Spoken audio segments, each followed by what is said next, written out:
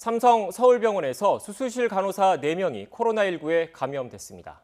이른바 빅5 대형 병원의 의료진 감염 사례는 처음이라서 대규모 집단 감염으로 번지진 않을지 우려되고 있습니다. 네, 병원은 본관 수술실을 폐쇄하고 접촉자를 조사하고 있습니다. 현장에 나가 있는 취재기자 연결합니다. 나혜인 기자. 네, 삼성 서울병원에 나와 있습니다. 네, 그곳에서 확진자 4명이 나왔는데 현장 분위기 전해주시죠. 네, 말씀하신 대로 간호사 4명 확진 소식이 전해진 이곳은 다소 어수선한 분위기입니다. 병원과 보건당국은 아직 병원 전체를 폐쇄할 단계는 아니라고 보고 외래 진료는 정상적으로 진행하고 있는데요. 환자와 보호자들이 크게 동요하는 모습은 없지만 갑작스레 터진 의료진 감염 사례에 걱정스러운 목소리도 들을 수 있었습니다. 어제 오후 이곳 본관 3층 흉부외과 수술실에 근무하던 29살 간호사가 첫 확진 판정을 받았습니다. 이후 접촉 여부가 곧바로 확인된 의료진 38명과 수술 환자 15명을 상대로 긴급 검사한 결과 오늘 오전 같은 구역에서 일하던 간호사 3명이 더 감염된 것으로 확인이 됐습니다. 추가 조사를 거쳐 지금까지 파악된 접촉자 수는 수술 환자 19명을 포함해 277명인데요. 이 가운데 160명은 음성 판정을 받았고 나머지 검사 결과도 오늘 중 나올 것으로 보입니다. 이른바 빅5로 불리는 국내 대형 병원에서 의료진이 감염된 사례는 처음입니다.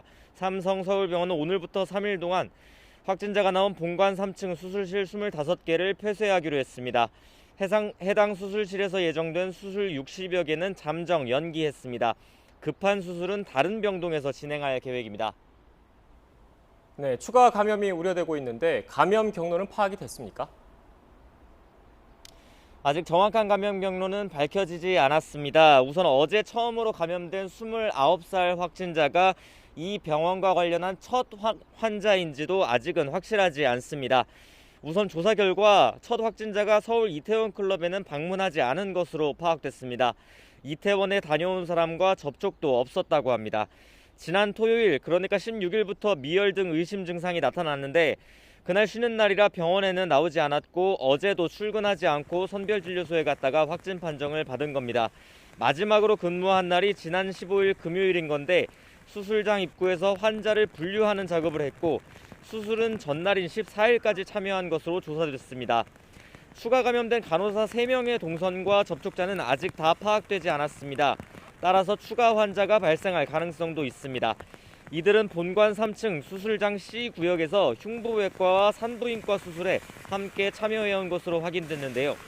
이 가운데 한 명은 꽤 오래전부터 목이 칼칼한 증세를 보였다고 해서 보건당국이 역학조사하고 있습니다. 한 명은 어제 오후 근육통 증세를 보여 조기 퇴근했고 나머지 한 명은 증상이 없었다고 답했습니다.